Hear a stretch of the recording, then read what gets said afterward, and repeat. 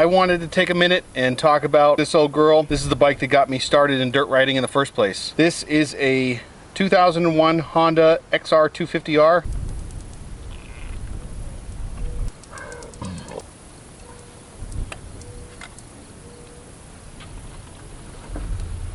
Because it's air cooled, I can heat a burrito up right in there. So that's awesome. This is the burrito cubby right in here. It doesn't work so well. Burrito cubby doesn't work so well if you're moving. I always thought it'd be cool to fashion like a little pipe, like a little steel pipe, where the air cool, you know, the wind would heat your burrito while you ride. So you get to the top of the mountain, you got a nice warm burrito, but it'd probably get all smashed and you'd have pieces of onions and peppers and eggs all over the place anyway. That's no good.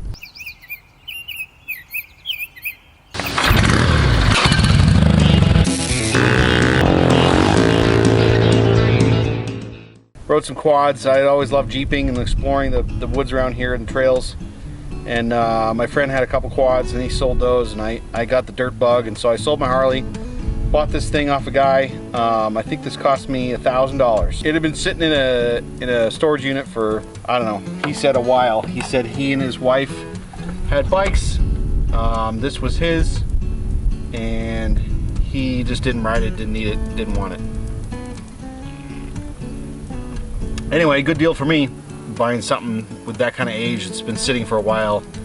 It's gonna need some love. This thing's been awesome. I mean, I've had a couple dirt bikes while I've had this, and I still have this because it's never let me down. It's reliable. It's an awesome little trail bike. It's not fast. It's kind of a slug, but it's got a thumpy little torque motor, and it gets up hills, and it gets awesome gas mileage, and it'll get you where you want to go, and it'll take you to the top of a mountain, it'll take you down gnarly trail, it'll take you wherever you want to go. You might, you know, you're not going to be competing with the KTM boys, of course. She may not look like much, but she's got it where it counts. When I bought this, I had a couple of requirements for what I was looking for in a dirt bike. I wanted something that had lights. It needed to be street legal because I want to ride the street to connect from trail to trail. I wanted something cheap, something under $2,000 at the time. I was just getting into it. I didn't have a lot of money. I still don't have a lot of money, but that's besides the point. I wanted something air-cooled.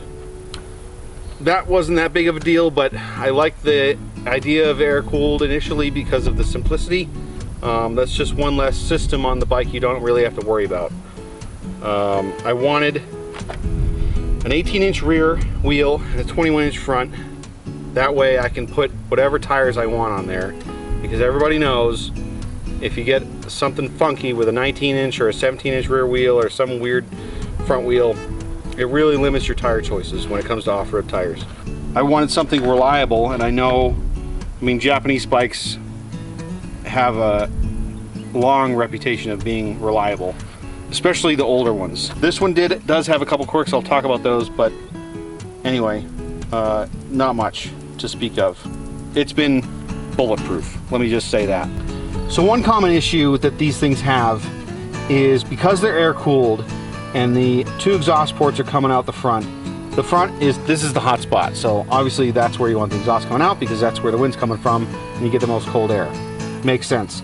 However, what happens inside is, and what happened to me is, the valve guides are pressed into the head, and between the valve guide and the cylinder head there's a little O-ring, and those either deteriorate or something, and also the valve guides will tend to get a little loose in there, and I mean they just sit there, they do their job, but what happens is the oil that's up in the cylinder head gets down and weeps down past the valve guide into the above the valve, where the exhaust is blowing. You know, when the valve opens, the exhaust blows out, and so oil is getting pushed out the exhaust pipe. So the oil because of the pumping nature of the engine, the oil isn't making it down into the combustion chamber. When you take the spark plug out, it's clean. It's golden brown, just the way it should look. But if you take the exhaust pipes off, there's oil in there. There's crusty oil in there because it's getting burned up, and then a little bit of smoke comes out the back. It's just a little bit. And so because of that, it burns a little bit of oil, and you have to check it periodically and add oil. I tried to fix this buying oversized valve guides. I took my cylinder head, I reamed it out so that there was a couple thousandths clearance between the guides and the head, so the guides were a couple thousandths over. Then I froze the guides, baked the head, put them together. I thought it was going to work beautifully. I thought it was a beautiful thing, and it still smoked. It happened again. So I just said screw it. It is what it is. I'll just carry some oil with me. Not that big of a deal. I mean, I probably will go on 2 or 3 rides, and then I'll add, I don't know, like 10 ounces, 5 ounces of oil, which is barely anything. So what all did I do to it when I got it? Well, first thing, adjust the valves. Clean the carburetor, of course. Second thing, new tires. Change the fork oil and the rear shock oil. This I can't recommend enough. If you buy an old used bike, change your fork oil.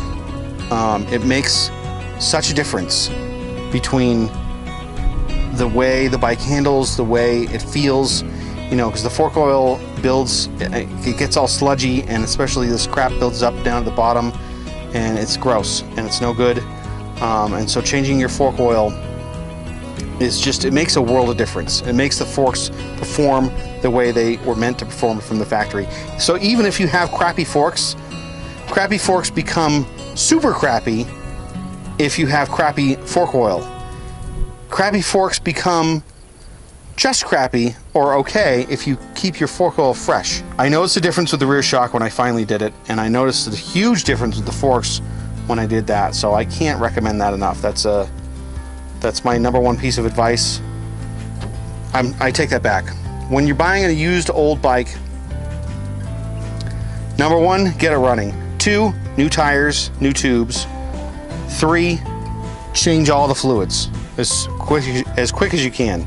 I opted for the Seat Concepts tall comfort seat, which is wide and nice for sitting on your butt while you're riding. Lazy riders would love these things. This thing has been probably the best thing I bought for this bike thus far. This saves my ass, literally. Second big mod I did was the rack. I wanted to be able to bring stuff with me on rides. I often go out on my own.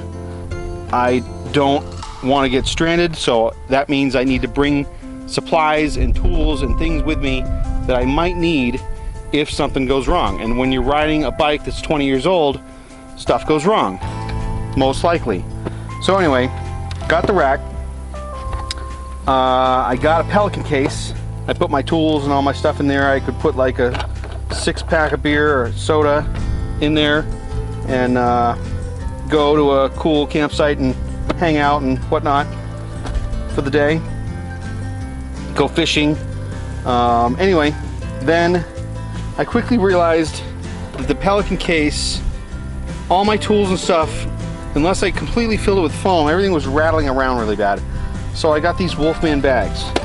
These are killer bags. I mean, as far as enduro goes, these will fit on any bike. You just strap them on. They're nice and tight. They're solid. They stay put. They give you this awesome koozie. This is by far the best beer koozie I've ever had in my whole life. It's got reflective strips. I don't know why you would need that on a beer koozie, but whatever. I'm not complaining. I wish it was a little taller, but same. I'm not complaining. I love it. It's lasted. It's rugged. I can take it with me everywhere. I've got an IPA in here right now. It tastes real good, and it's still cold.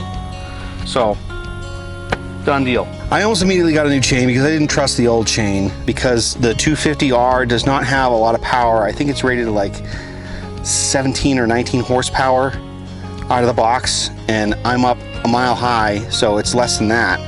And I want to be able to climb hills, and I wanted to be able to give me the torque to get where I want to go. So gear it down. I don't need to go 70 on the highway. I was always worried, since the factory tank, this thing holds maybe 1.9, 2 gallons, something like that. I was always worried if I'm out all day, I was going to run out of gas. That actually has never happened to me, because this thing gets like 70 miles to the gallon or something crazy like that. It's like Dumb and Dumber quality, the road bike they took to Colorado. But anyway, I was worried, so I got these cans. These are just a couple of MSR fuel bottles, 1 liter each. The case is cool though. I mounted it this direction so that when you open it, the lid stays open, the bottom's padded. Like I said, I can put, you know, my lunch in there. I can fit a cooler in here pretty easily. Keep, you know, a couple of beers or whatever, a sandwich cold. Handlebars, I got all kinds of goofy stuff on my handlebars. I had a funky little Chirby's mirror on there at first. The thing was flopping around, so finally I broke down and got the double take. This is a must-have. The double take is great. It stays still and you can see what's behind you. This thing, this rim phone mount, this is cool. So the ram mount holds my iPhone nicely like that. I got Onyx Off-Road on there, and I have Avenza maps. If I go to Prescott National Forest Service map, I can see where I am. I can see the roads around me. I can see the direction I'm going. I won't get lost. Beautiful. This is the old Ram X-Grip mount I put on there. This I really got specifically for a Skydio 2 drone beacon. I'm running the Golden Tire Fatty. I think it's a GT 216 AA on the front. That gives me a little bit more sidewall. I run the front at around 10, 11 PSI, and the back I run around 10, 9, 10, maybe a little lower. I don't know if you guys can see that, but I can flex the tire by hand. That's how I like it. The Trials tire is a great tire for a slower speed bike, and also bikes that have less power and more torque. Because they hook up so well. And when I first put this thing on there, instead of peeling out when I would dump the clutch, I would start to wheelie, and I was like, holy crap, this is completely different than what I'm used to. The disc brakes, front and back, they're not excellent brakes, but they work. You know, they're just, I don't know what else to say about brakes. Some brakes are better than others. These ones are fine. So what do I like about the bike? I like that it was cheap. I like that it's reliable. I like that I don't have to fiddle with it every time I ride. I just do the upkeep, the routine maintenance, and she's pretty much good to go. What don't I like about it? It could use some more power, of course, and the suspension is lacking, but it gets it done. I mean, you learn to work with it. And the thing is about the XR suspension is they're really, really adjustable. Anyway, it's getting late, sun's setting, so yeah, hasta mañana. First I'll show you guys the sunset.